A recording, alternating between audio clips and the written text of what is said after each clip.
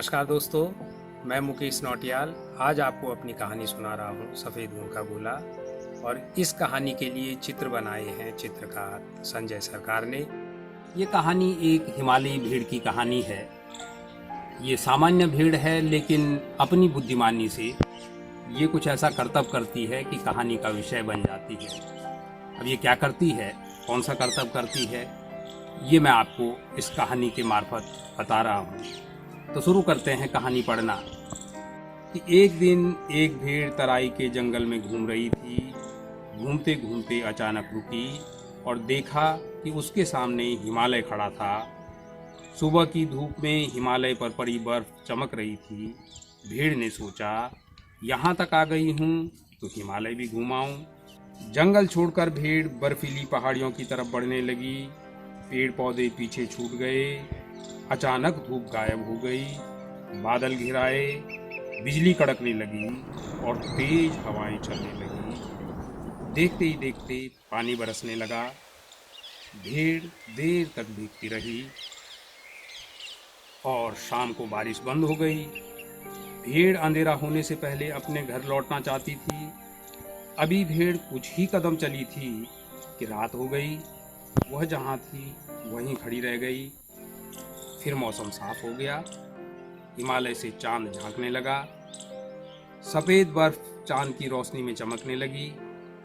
भीड़ फिर आगे बढ़ने लगी।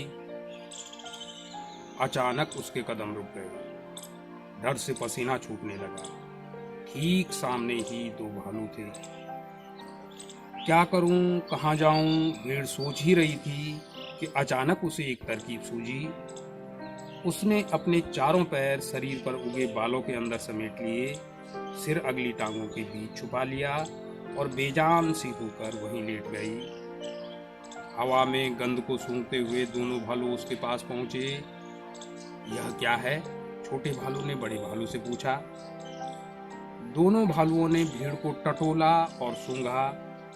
पता नहीं, मैं भी इसे पहली बार देख रहा हूँ, बड़े भालू ने जवाब दिया।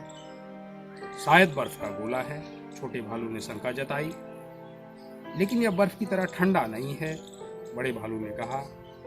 फिर यह क्या है? छोटे भालू ने दोबारा पूछा। शायद शायद यह सफ़ेद ऊन का गोला है, बड़े भालू ने जवाब दिया। डर आज फिर भूखे रह गए, छोटे भालू ने कहा और एक जोरदार लात सफ़ेद ऊन के गोले पर मारी।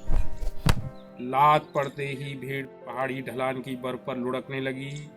लुढ़कते लुढ़कते वह पहाड़ी के नीचे आ पहुंची और नीचे आकर खड़ी हो गई। भालू नीचे खड़ी भीड़ को देखकर चिल्लाए, अरे अरे, ये तो भीड़ है। दोनों भालू नीचे की ओर भागे, लेकिन तब तक भीड़ वहां से चंपत हो चुकी थी। ये थी मेरी कहानी सफ़ेद ऊन का गोला। अब मैं आपसे ये कहता हूँ कि अगर इस भीड़ की जगह आप होते और हिमालय में आप फंस जाते और उन भालुओं से आपका टकराना होता, तो आपके पास इसके अलावा क्या रास्ता होता? आप कैसे अपने आप को बचाते? इस पर भी सोचिए और इस किताब को ज़रूर पढ़िए। शुक्रिया, थैंक यू।